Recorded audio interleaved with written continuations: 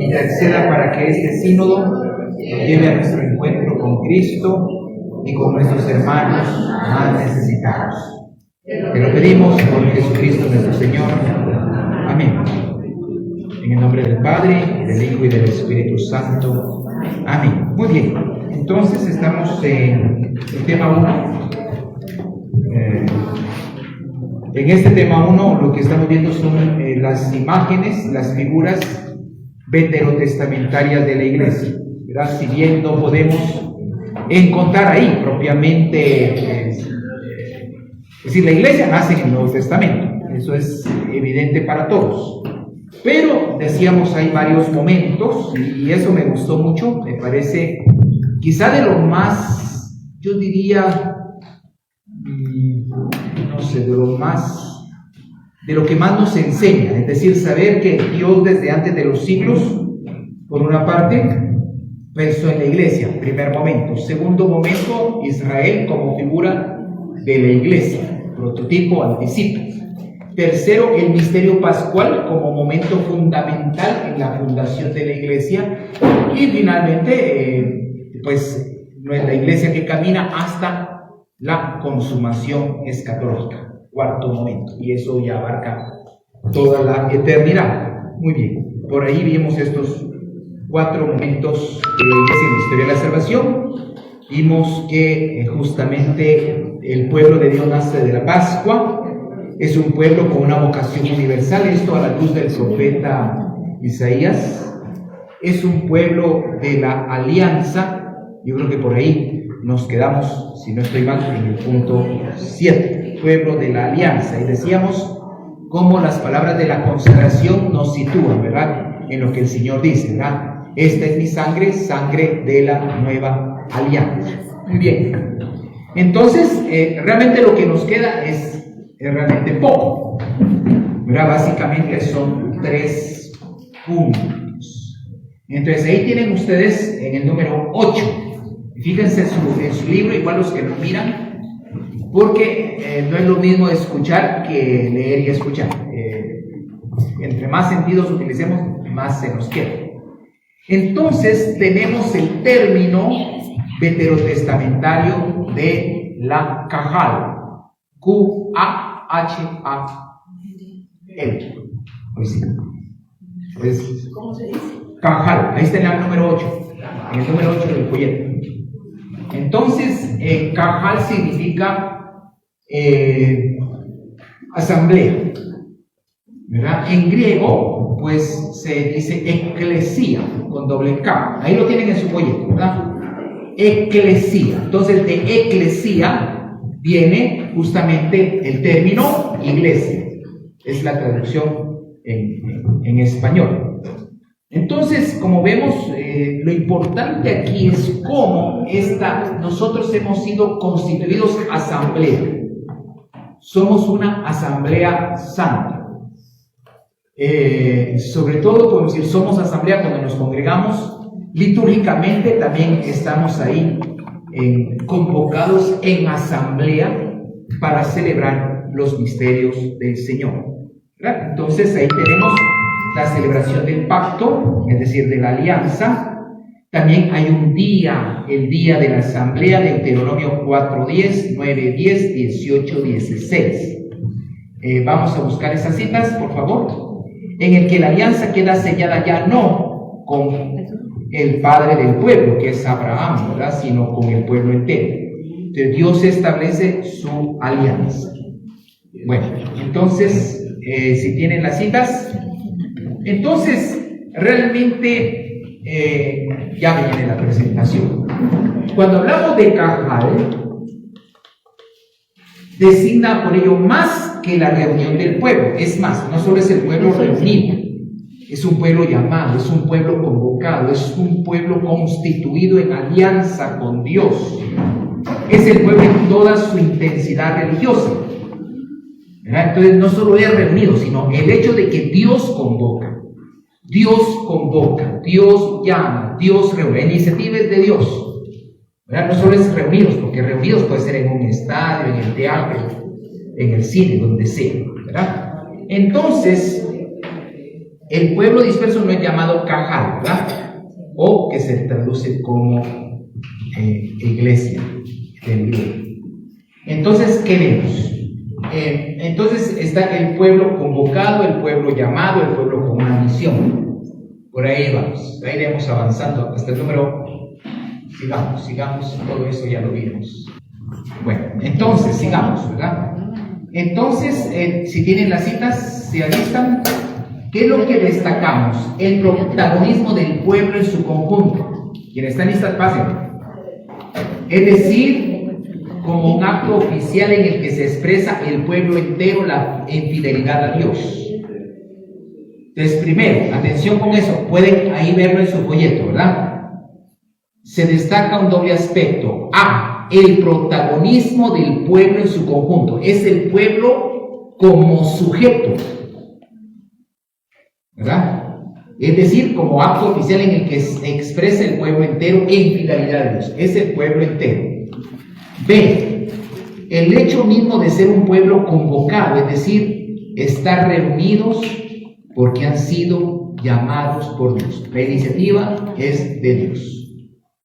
En consecuencia, lo decisivo no es tanto la realización de los actos de culto dirigidos a Dios, sino el reunirse como asamblea para renovar el compromiso de participar en el proyecto salvador de Dios, mantenerse fieles en la alianza.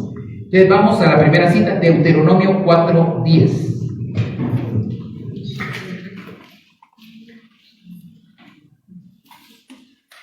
En cambio ustedes... 4:10. Me refiero al día en que ustedes estuvieron en presencia de Yahvé en el monte Horeb, y él me dijo: reúneme al pueblo para que oiga mis palabras. Así me temerán mientras vivan en esa tierra y enseñarán estas palabras a sus hijos. Muy bien, vamos a 9:10. 9.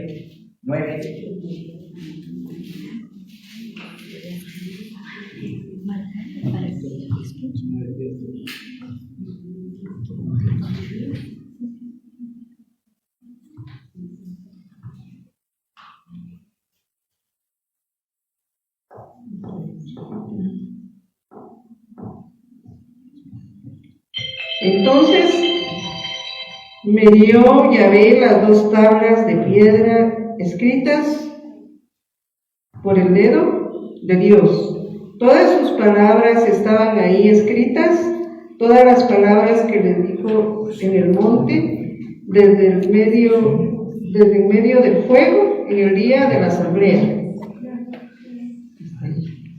10. Luego 18:16.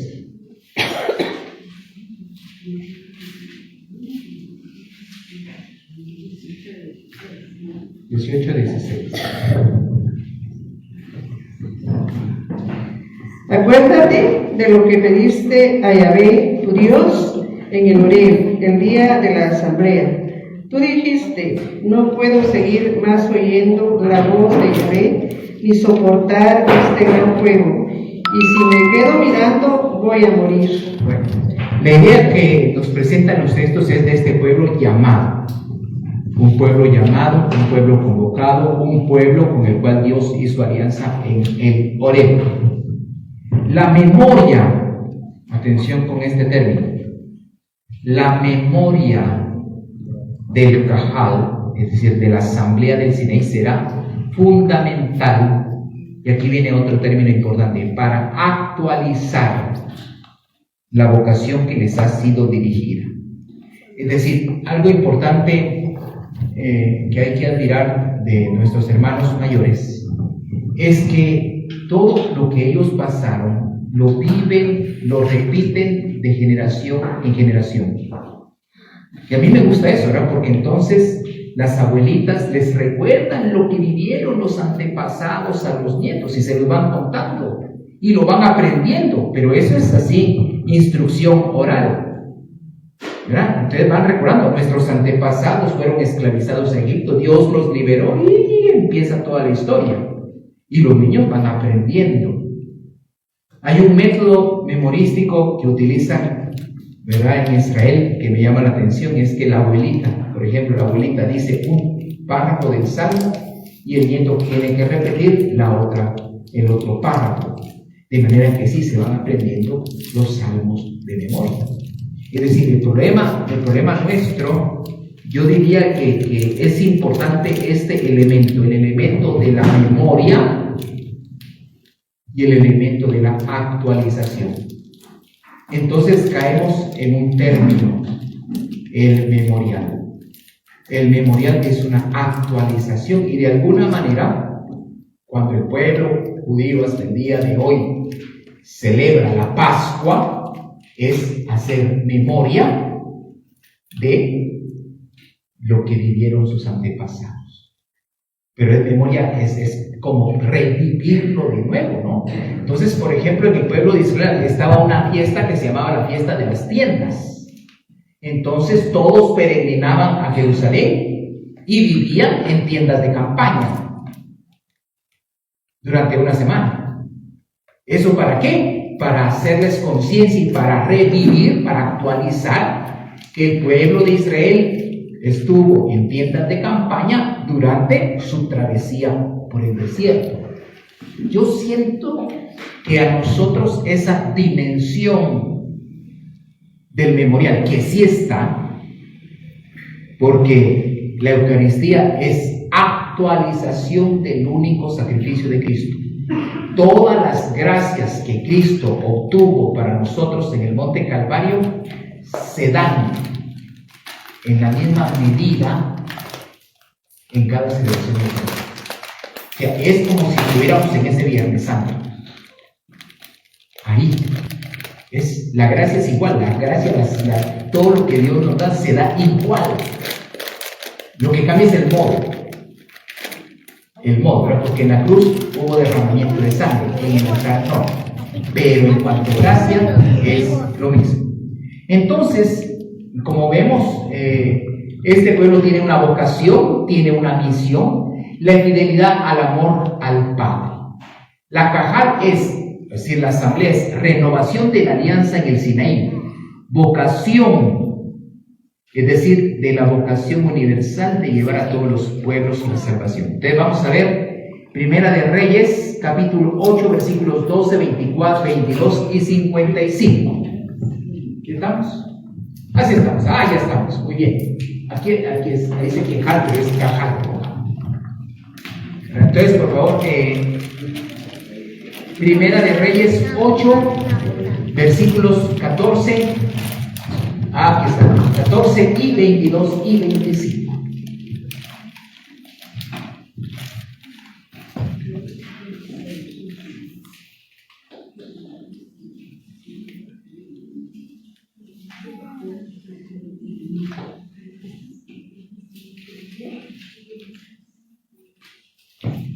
¿Ya?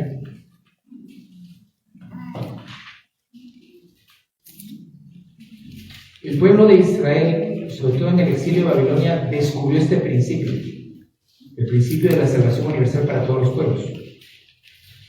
Lamentablemente, el pueblo no se abrió a todos los pueblos, porque dijeron, si nos abrimos, nos podemos contaminar y nos puede pasar algo peor.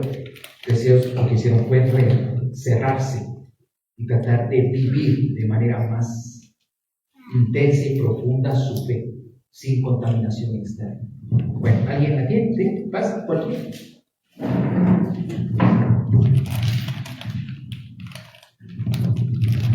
Primera de Reyes 8, 14, 22, 56. Luego el rey se volvió de frente a toda la comunidad israelita que estaba de pie y la bendijo.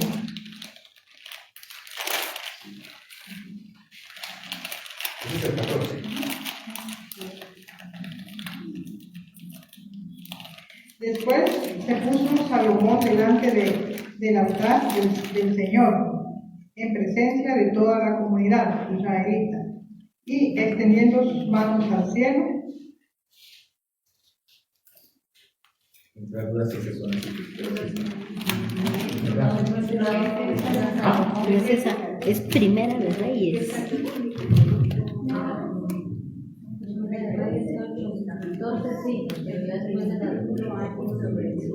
Vamos a tener que ir a Segunda de Reyes. Se puso de pie y bendijo a toda la comunidad israelita, diciendo en voz alta. Ya. Las tres se refieren a una bendición. Ese sí es el común denominador de esas citas.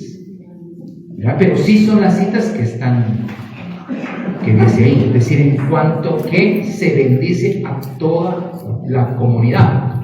Pero el que desarrolla el principio de la salvación universal para los pueblos es el profeta Isaías. Entonces, el punto es descubrir que Israel es como un faro de luz para todos los pueblos. Y por eso, en los textos de Adviento que decíamos el viernes pasado, concluirán hacia el monte del Señor todas las naciones. Todos subirán al monte del Señor, todos los pueblos, ¿no? Dice, a tus hijas las traerán sobre los brazos, vendrán camellos, dromedarios, y de ahí es un anuncio de lo que después será, ¿verdad?, la visita de los magos de Oriente. Entonces, de alguna manera, ahí está. Pasemos al siguiente. Punto 9. El pastor y su rebaño. Dios Padre es por excelencia el buen pastor. La relación de Dios con su pueblo es relatada en clave pastoril.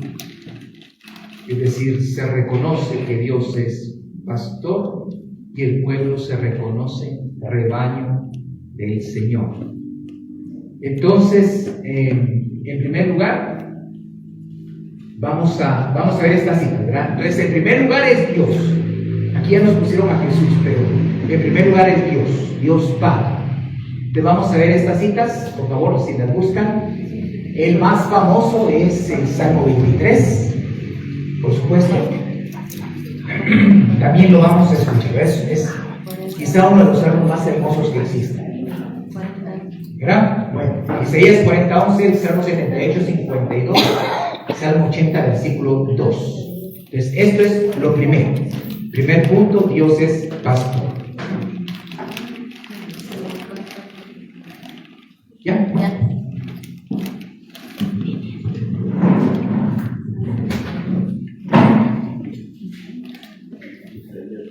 40:11.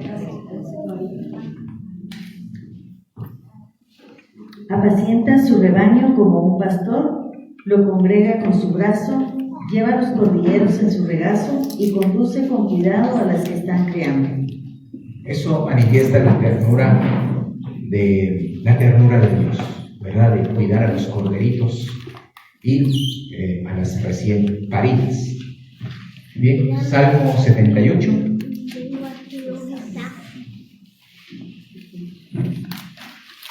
(78, 52).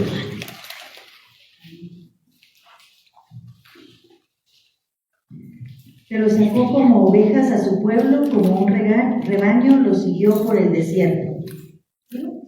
Los condujo con seguridad y sin temor. Muy bien, entonces ahí vemos cómo el hecho de sacarlos de Egipto es visto como una acción de Dios. El Señor saca y lo lleva a la tierra prometida. El Señor camina adelante a través de la nube de fuego o la columna de fuego o de nube, lo lleva a la tierra prometida, los alimenta con el maná, les da a beber el agua de la roca. Son los cuidados de Dios pastor con su pueblo. A mí me faltó un salmo, venga, el Salmo 82, y otra persona que se prepare con el Salmo 23. 80, verso 2.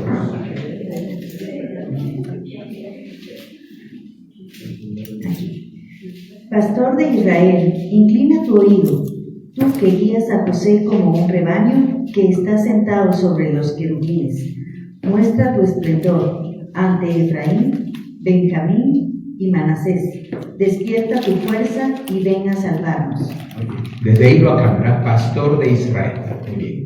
El Salmo 23 lo conocemos, lo hemos Lo vemos el cuarto domingo de Pascua, domingo del Buen Pastor, ahí lo hemos pues tenido como salmo responsorial. ¿Quién pasa? Salmo 23. ¿Quién tenemos?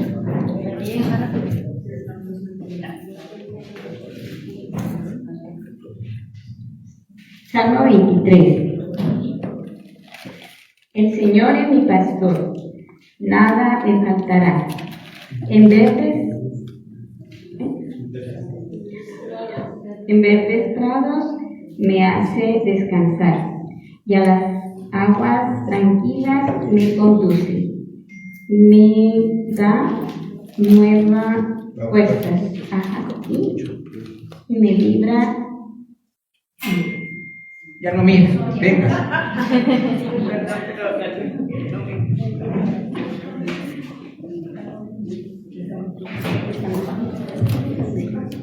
El Señor es mi pastor, nada me falta. En verdes pastos Él me hace reposar, y a donde brota agua fresca me conduce. Fortalece mi alma por el camino del bueno, me dirige por amor de su nombre. Aunque pase por quebradas muy oscuras, no temo ningún mal, porque tú estás conmigo. Tu bastón y tu vara me protegen. Me sirves a la mesa frente a mis adversarios. Con aceites tú perfumas mi cabeza y rellenas mi copa. Me acompaña tu bondad y tu favor mientras dura mi vida. Mi mansión es la casa del Señor por largo tiempo. Fíjense cómo. Es que faltaba el otro micrófono. Bueno, entonces, interesante, porque el Salmo 23 es la relación personal, es una relación personal con el Señor Dios. Si ustedes mediten hoy, antes de dormirse, lean el Salmo 23. Y fíjense que todo está en clave personal, ¿verdad? Es decir, todo es en clave personal. El Señor es, nada me falta. En verdes praderas me hace reposar, y a donde brota agua fresca me conduce. Fortalece mi alma, por el camino del bueno me dirige. Aunque pase por quebradas oscuras, no temo. ¿Quién? Yo. Porque tú estás conmigo. Tu vara y tu bastón y tu vara me protegen. Bueno, basta, ¿verdad? Gracias. Entonces, como ven, es una relación muy personal. Muy personal.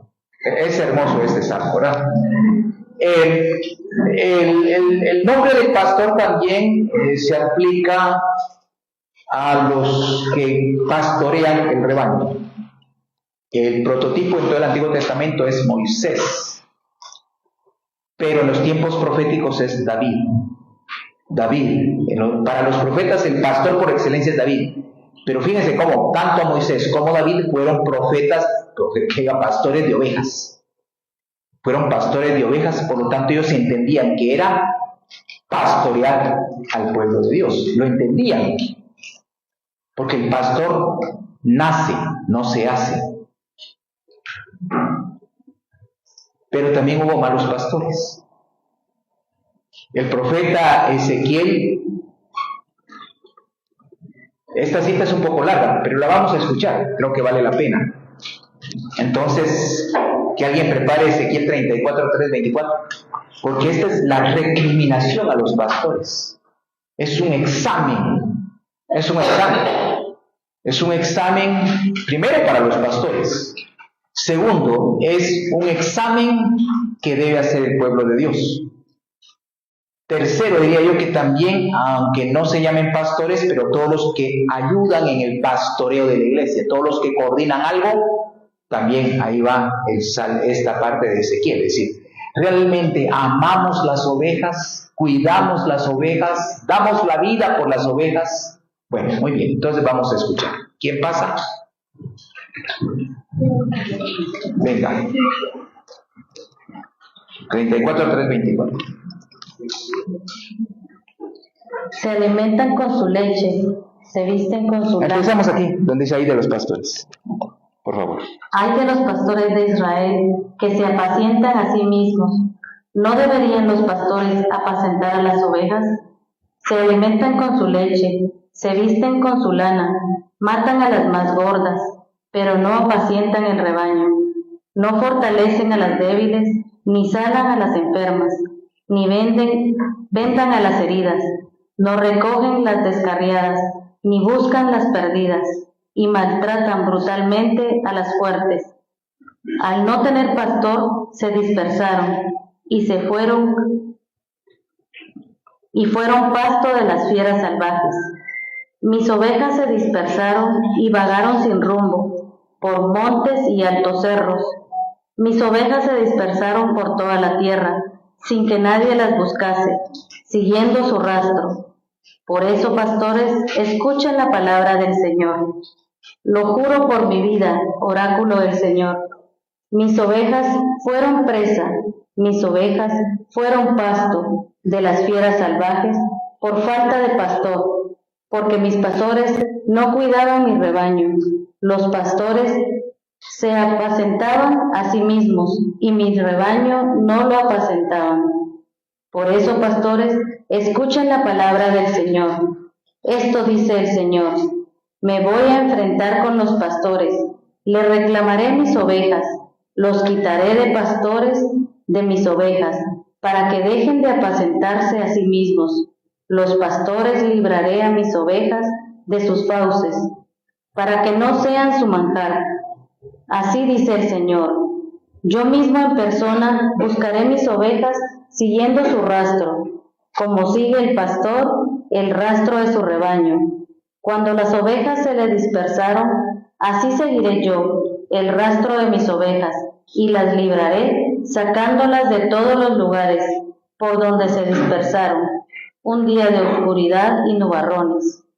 Los sacaré de entre los pueblos, los congregaré de los países, los traeré a su tierra, los apacentaré en los montes de Israel, en las cañadas y en los poblados del país.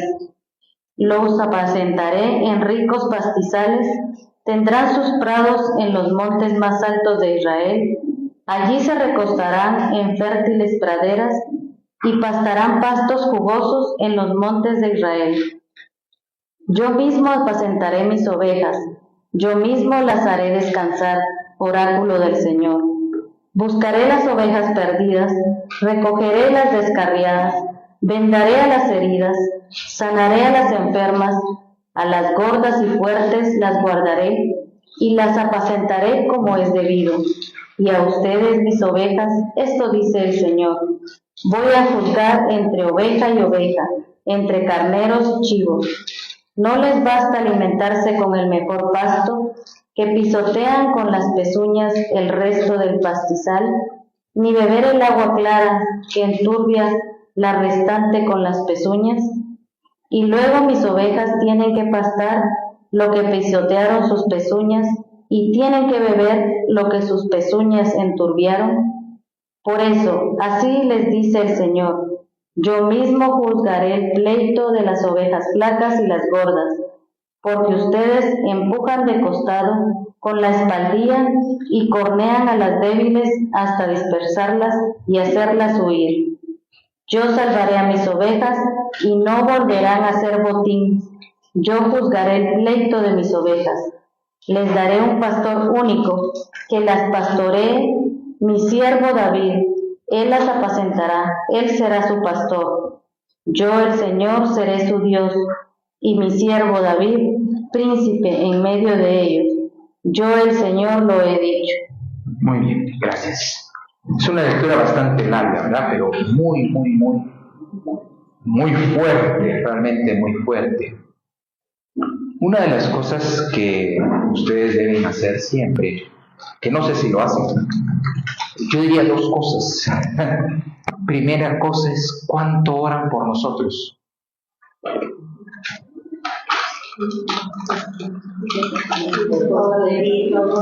Ojalá. Bueno, pues oren más. Pues oren más porque es que ustedes no saben lo complicado que es estar al frente de una comunidad. ¿Verdad? Algún día le tocará al padre Angelito. Nosotros le decimos que se prepare. Pero es más bonito ser vicario que ser párroco, como es más bonito ser diácono que ser vicario. Y es más bonito ser seminarista que ser diácono. Pues sí, pues es más bonito y más tranquilo, pero es ni modo. Así es la vida. Y luego otra cosa, ¿verdad? Siempre oren. Miren, solo Dios sabe quién va a venir a esta comunidad en el futuro, ¿verdad? Pero desde ya deberían orar. No porque nos estemos yendo y no porque nos estén sacando ustedes. Pero una cosa es, Señor, danos siempre pastores según tu corazón. Danos siempre pastores de esta comunidad. Yo no sé si eso han pedido. ¿Han orado eso? Entonces aguántense con lo que les caiga. No, es broma. Pero es que el punto es que si no pedimos a Dios, entonces, ¿qué? O sea, ¿cómo puedo esperar algo si no le pido a Dios? Pidámosle a Dios buenos pastores. Igual, ¿verdad? De cara a los seminaristas. ¿Verdad? Aprovecho el paréntesis. A veces a mí me decían, ay, padre, ¿cómo? Cuando yo estaba en el seminario. Es que nosotros, ojalá que lleguen todos. No. Les decía yo, no, ojalá no lleguen todos. Solo algunos que lleguen. Porque si llegan todos, ya la volamos. Es que no pueden llegar todos. No es correcto que lleguen todos. Que lleguen los que tengan que llegar. ¿Verdad? Y yo siempre digo, Señor, que algo pase para que no lleguen. ¿Verdad? Es decir, yo no pido para que lleguen, sino solo aquellos que de veras pueden ser buenos pastores de su pueblo. Y ahí están las imágenes, ¿verdad? Justamente hay un versículo donde anuncia que el Señor suscitará un pastor. Y los profetas dejan abierta la puerta para un futuro pastor. Un pastor que será el Mesías. Muy bien. Entonces, pasamos a la figura de Jesucristo. Jesús tiene conciencia de que Él es el pastor anunciado y esperado. Y por eso nos encontramos con el famoso, el trozo, ¿verdad? De yo soy el buen pastor. Eso está en Juan 10. Aquí solo muestra una parte, ¿verdad? Porque si uno empieza diciendo yo soy la puerta, y después ya se dirige a lo que él dice, él asume la figura del pastor. Entonces, si alguien pasa, Juan 10, 11, 15.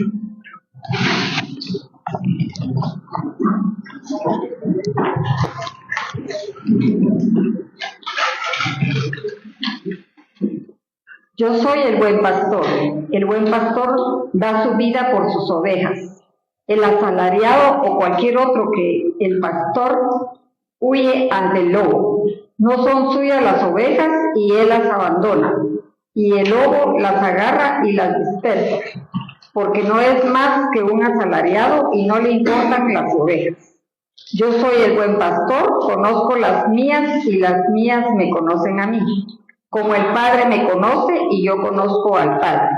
Por eso yo doy mi vida por mis ovejas. Muchas gracias. Bueno, entonces creo que es un texto conocido, es un texto que no necesita tanta explicación. La clave, ¿verdad? Yo soy el buen pastor. En griego es bueno, y la palabra griega es kalos. Kalos, en cuanto pastor bello. Eso sería como, digamos, la traducción, el pastor bello. En cuanto que la belleza, en cuanto todo se cumple en la persona de Jesucristo. ¿Verdad? Entonces, como dice, el dato fundamental es yo doy la vida por las ovejas. Escuchan mi voz, yo las conozco, me conocen, sí, muy bien. Entonces, algo que a mí me llama la atención en Jesús, y esto, atención, dice, ¿verdad? Las ovejas conocen la voz del pastor.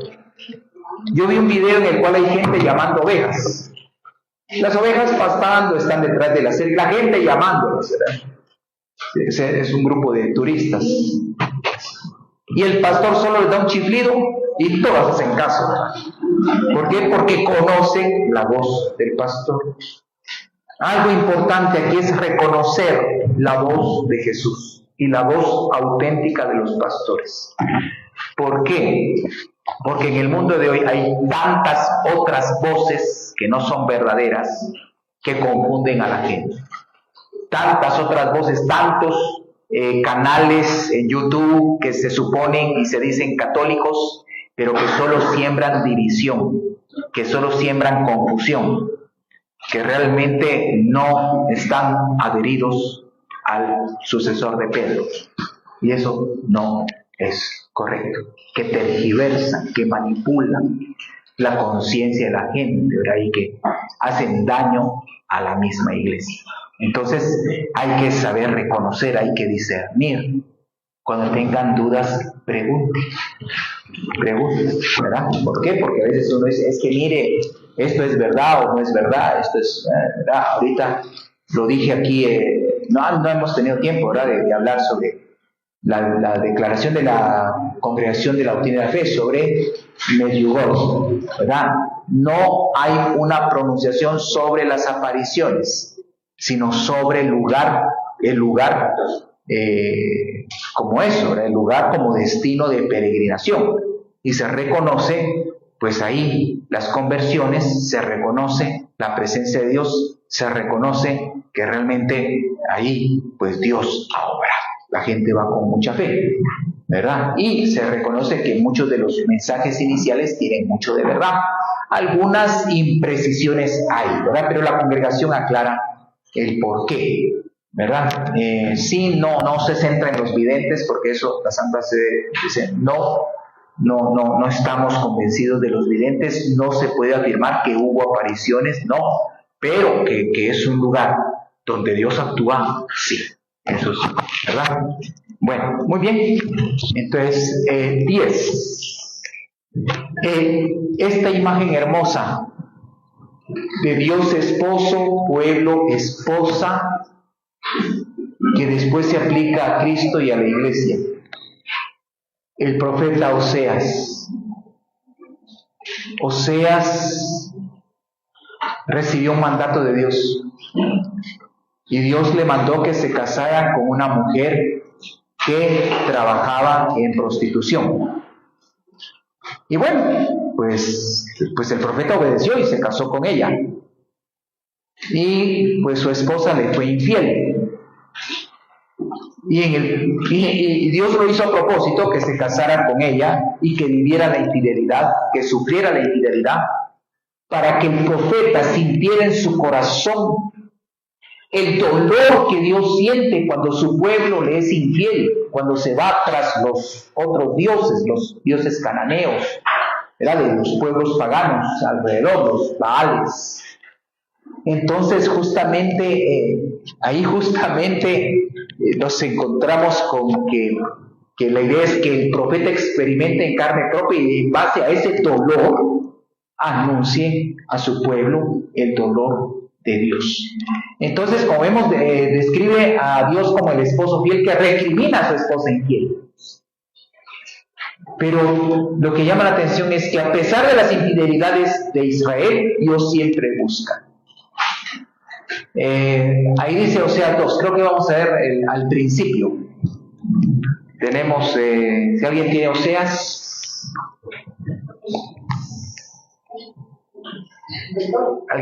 Que alguien tiene una Biblia buena, así, con letra algo grande.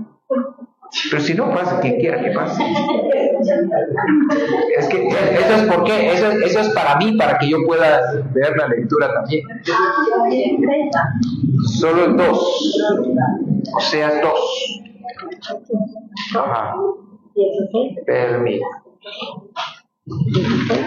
No, solo 2. No dice 16. Ah, ok. Sí. Déjenme ver cuál es el... En el libro dice 2:16. Ah, por eso. Así. Muy bien. Lea, sí, 16. Y yo la volveré a conquistar, la llevaré al desierto y ahí le hablaré de amor. Bueno, fíjense qué hermoso, ¿verdad? Yo la volveré a conquistar. A pesar de que la que falló fue ella. La llevaré al desierto. ¿Qué hay en el desierto? nada. O sea, la va a llevar al desierto. No, no es para dejarla ahí. No, ya pensaron mal. Y allí, en el desierto no hay nada. Entonces, vamos a ir solitos los dos. Esa es la idea, ¿verdad? Nos vamos solitos. Y le hablaré de amor. ¿Qué significa eso?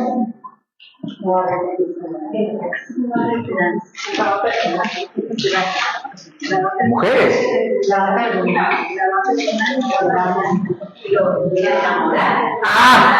¿Quién dijo eso?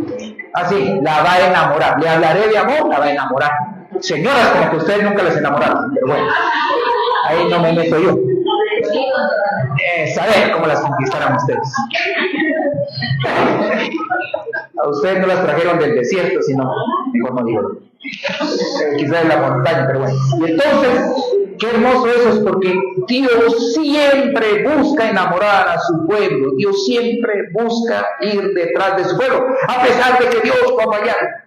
El que falla, Dios es siempre fiel. Pero Dios siempre está dispuesto a enamorar. Yo no sé si usted lo ha experimentado en su vida, que a pesar de nosotros, Dios nos sigue llamando. Y Dios sigue y detrás de nosotros siempre nos sigue llamando y nos manifiesta su amor a pesar de nuestros pecados. Es que Dios nos vive enamorando. Ahora, ¿qué toca? Ahora yo no sé, aquí, ahora vuelvo a la pregunta. Ahora, ¿quieres otra pregunta? Las señoras no sé si fueron difíciles de enamorar. Tiene que ser. Sí. Ahora, cuando no le interesa a alguien, ahí sí no hay por dónde, ¿no? Cuando quieren se hacen difíciles, pero cuando no quieren, ok.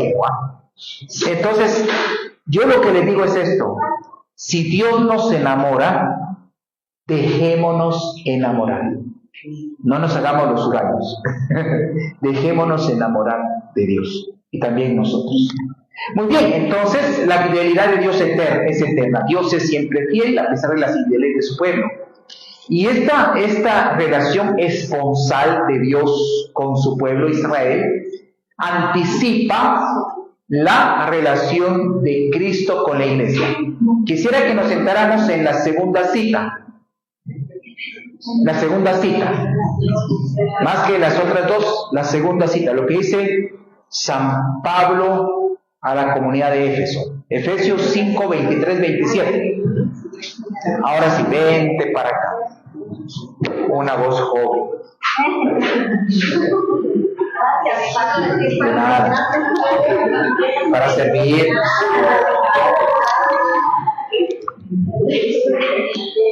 Porque el marido es cabeza de la mujer, como Cristo es cabeza y salvador de la iglesia, que es su cuerpo. Así como la iglesia se somete a Cristo, de la misma manera las mujeres deben respetar en todo a los maridos. Maridos, amen a sus esposas como Cristo amó a la iglesia y se entregó por ella, para limpiarla con el baño del agua y la palabra y consagrarla, para presentar una iglesia gloriosa, sin mancha ni arruga ni cosa semejante, sino santa e irreprochable. Muy bien, ahí estamos, gracias. Entonces, el apóstol Pablo, cuando habla, este es un gran misterio del matrimonio, y yo lo refiero a Cristo y a la iglesia. Si usted me dice, ¿cuál es el modelo de matrimonio? Cristo y la iglesia. Y por eso, señores, que son pocos acá, ahí está el modelo. El modelo del esposo es al Cristo crucificado. Así como el Señor dio su vida por nosotros, así maridos deben dar su vida, estar crucificados con Cristo, como dijo San Pablo. ¿Verdad? Entonces, pues esa es la imagen, como dice a esto de lo mismo, ¿verdad? Entonces, la fidelidad es eterna. El esposo Dios, que a pesar de las infidelidades sufridas, sigue buscando conquistar el corazón de su esposa, ¿verdad? El Nuevo Testamento aplica esta imagen a la relación de Jesús con la iglesia. Vamos a quedarnos en esa. Muy bien. Entonces, tareas. No sé en qué hora es. Pero ya faltaba poco.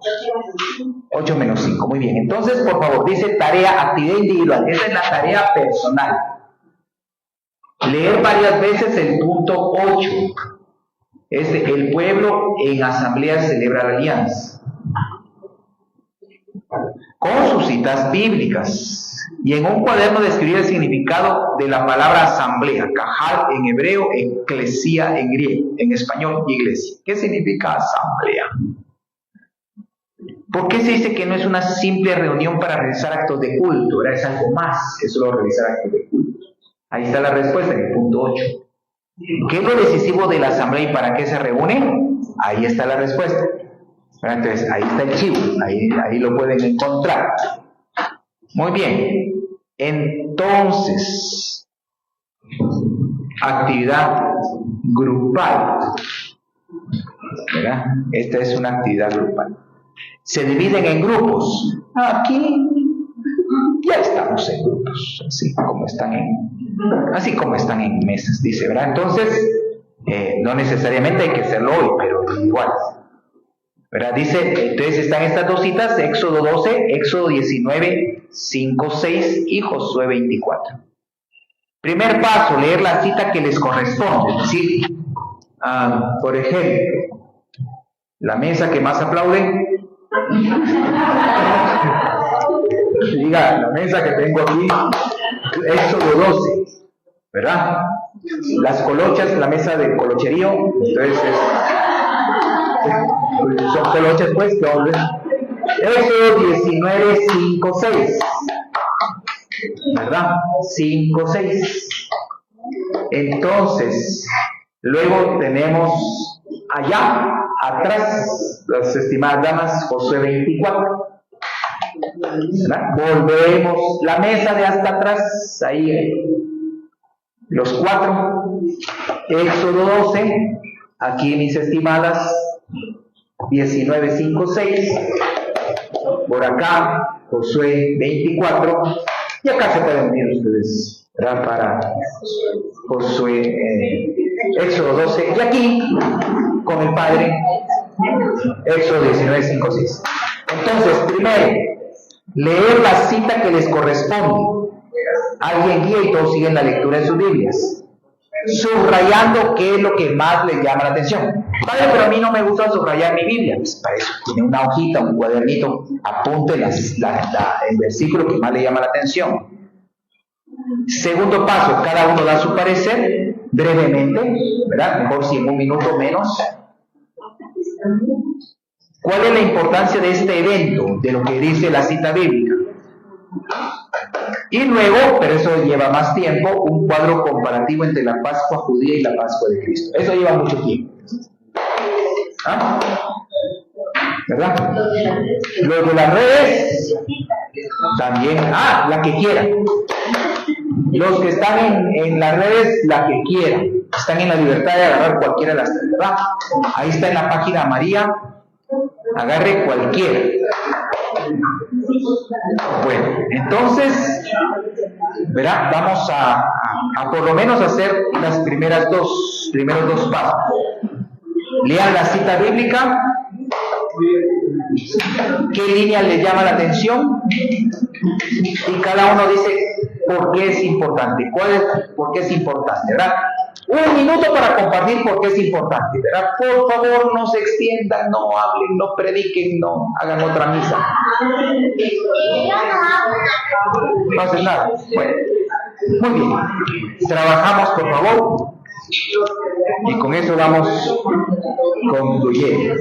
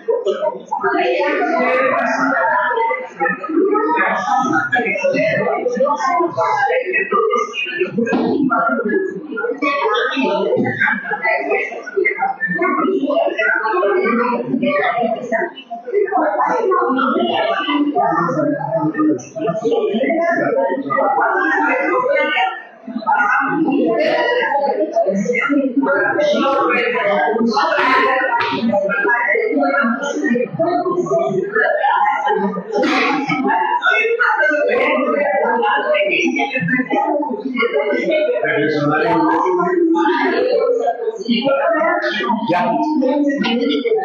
Ah. Suni.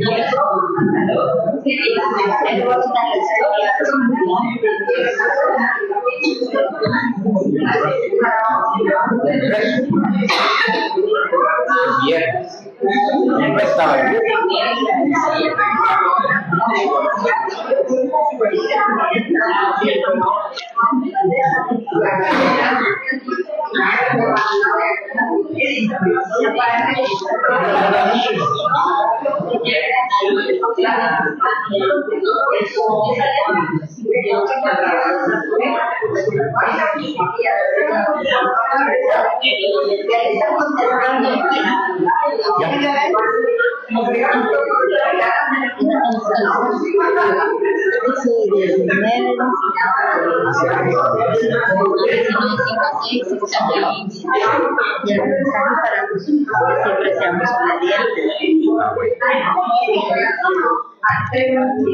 Muy bien.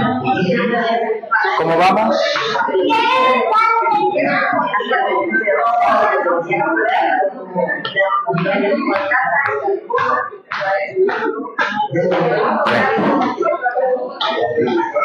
Agradecemos a quienes están escribiendo en el Facebook y que están participando también.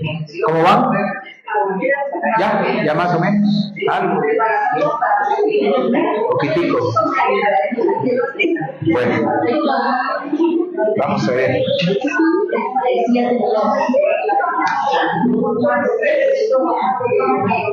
Serán mi propiedad de todos los pueblos.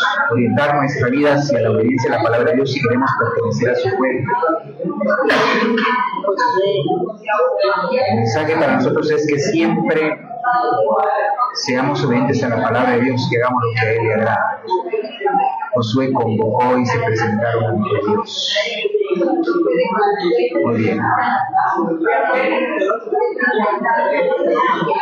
Bueno, a nuestros hermanos que nos escuchan, hay en el folleto otra pregunta, ¿verdad? Que yo creo que es una pregunta bastante comprometedora, que está más abajo. Cuando nos reunimos en la celebración dominical, sentimos que somos pueblo. Fíjense eso, interesante. ¿Nos sentimos pueblo o una masa anónima de individuos? ¿Cómo nos sentimos? Aquí es cómo se siente usted. Sentimos. Fíjense que la pregunta va por el sentir. Pocas veces se nos pregunta sobre lo que sentimos. ¿Usted se siente pueblo o solo siente que está ahí entre otro montón de gente? Y eso significa el crear un clima de comunidad, el crear un ambiente de comunidad. Y ese es un reto para todos nosotros. ¿Verdad? ¿Cómo viene aquello de hacer sentir al otro como familia, hacer sentir al otro como comunidad?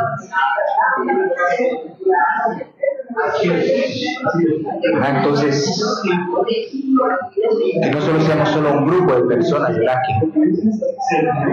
que nos reunimos en torno al Señor, sino familia, comunidad. Bueno, no sé cómo van por acá. Creo que ya vamos. Bueno, para profundizar, dice, eso les queda en su casa, Catecismo de la Iglesia Católica, números 751 al 762, y luego para escuchar el canto Pueblo de Reyes, porque justamente dice, era Pueblo de Reyes, Asamblea Santa, pueblo sacerdotal, pueblo de Dios, bendice a tu Señor. Pero es de, si puede lo canta, ¿verdad? Si puede lo canta, no importa cómo le salga, que no es para concurso tampoco, ¿verdad? Pero sí que lo sintamos eso, que somos asamblea santa, asamblea convocada por Dios, reunida por Dios, para dar culto a Dios, para tributar a Dios, pero sobre todo para sentirnos pueblo y ser cada vez más pueblo de Dios, que es una de las eclesiologías que se fue fraguando en el siglo XX y que desemboca en el Vaticano II, sobre todo en la Lumen Gentium. Ahí vemos dos tipos de eclesiología, la eclesiología pueblo de Dios y toda la eclesiología sacramental, en la cual ve la Iglesia como sacramento de Cristo. Eso está en Lumen Gentium número 1. Bueno, muy bien, terminamos, ¿verdad? Bueno, ¿qué hora es? 8:15. Muy bien. Bueno, entonces vamos a descansar. Nos veremos, Dios primero, el próximo viernes, si Dios nos presta la vida. Vamos a encomendarnos a nuestra Madre. Dios te salve María, llena eres de gracia, el Señor es contigo, bendita eres entre todas las mujeres, bendito es el fruto de tu vientre Jesús. Santa María, Madre de Dios, ruega por nosotros pecadores, ahora y en la hora de nuestra muerte. Amén. Gloria al Padre, y al Hijo, y al Espíritu Santo. Y la bendición de Dios Todopoderoso, Padre, Hijo y Espíritu Santo, descienda sobre ustedes y les acompañe siempre. Amén. A todos nuestros hermanos de la sede parroquial, mañana es día de limpieza general. No olvidar llevar algún implemento de limpieza, mascarilla, porque va a haber una polvazón, ¿verdad? Mascarilla, si puede guantes o por lo menos bolsas de plástico, ¿verdad? Para tratar de poner en orden lo más posible las instalaciones. Así que a todos los que mañana estarán por allá, sea en la jornada de la mañana, la jornada de la tarde, muchas gracias por el servicio y por el amor a nuestra sede parroquial. Dios les pague. Feliz noche, saludos a todos. Buen descanso.